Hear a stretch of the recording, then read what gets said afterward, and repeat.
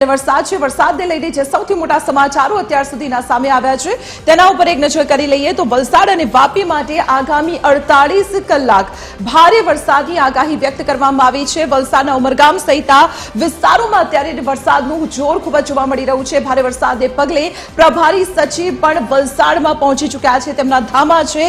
વલસાડમાં record break વરસાદથી હાહાકાર મચી ગયો છે અને મોટાભાગના વિસ્તારોમાં તારાજીની સ્થિતિ જોવા મળી રહી છે। તો અત્યાર સુધીના સૌથી મોટા समाचार वलसाड અને તેની આસપાસના વિસ્તારોમાં એક તરફ ભારે વરસાદથી તારાજી છે, ત્યાં બીજી તરફ વલસાડ અને વાપીમાં હજુ પણ 48 કલાક ખૂબ જ ભારે છે। આગામી 48 કલાકમાં વલસાડના મોટા ભાગના વિસ્તારોમાં ભારેથી અતિ ભારે વરસાદ વરસી શકે છે અને તેને કારણે પ્રભારી સચિવ પણ વલસાડ પહોંચી ચૂક્યા છે અને ત્યાંની પરિસ્થિતિ પર અત્યારે નજર રાખી રહ્યા છે। વલસાડમાં આ વખતે રેકોર્ડ બ્રેક વરસાદ વરસ્યો છે અને આ રેકોર્ડ બ્રેક વરસાદે સમગ્ર વલસાડ અને વાપીમાં હાહાકાર મચાવી દીધો છે।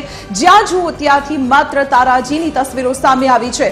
વધુ એક મહત્વપૂર્ણ સમાચાર, ગુજરાતમાં જે વરસાદી માહોલ જામ્યો છે તેને લઈને આવી રહ્યા છે। 4 મહત્વપૂર્ણ સિસ્ટમ અત્યારે ગુજરાત પર સક્રિય છે અને તેને કારણે ગુજરાતમાં ભારેથી અતિ ભારે વરસાદની શક્યતાઓ વ્યક્ત કરાઈ છે। વરસાદી સ્થિતિ અને આગામી જે આગાહી કરવામાં આવી છે તેને લઈને આગાહી પણ વ્યક્ત કરવામાં આવી છે। ગુજરાતમાં તમામ જે શાળાઓ છે તેમાં રજા જાહેર કરી દેવામાં આવી છે। કલેક્ટર સહિત જે ઉચ્ચ અધિકારીઓ છે તેમને ખડે પગે કરી દેવાયા છે। વરસાદી સ્થિતિને પગલે વહીવટી તંત્ર પણ અત્યારે સતત ખડે પગે જોવા મળી રહ્યું છે ગુજરાતમાં, કારણ કે 4 વરસાદી સિસ્ટમ એકસાથે સક્રિય થઈ છે, જેનાથી સાર્વત્રિક વરસાદી માહોલ અત્યારે ગુજરાતમાં જોવા મળી રહ્યો છે।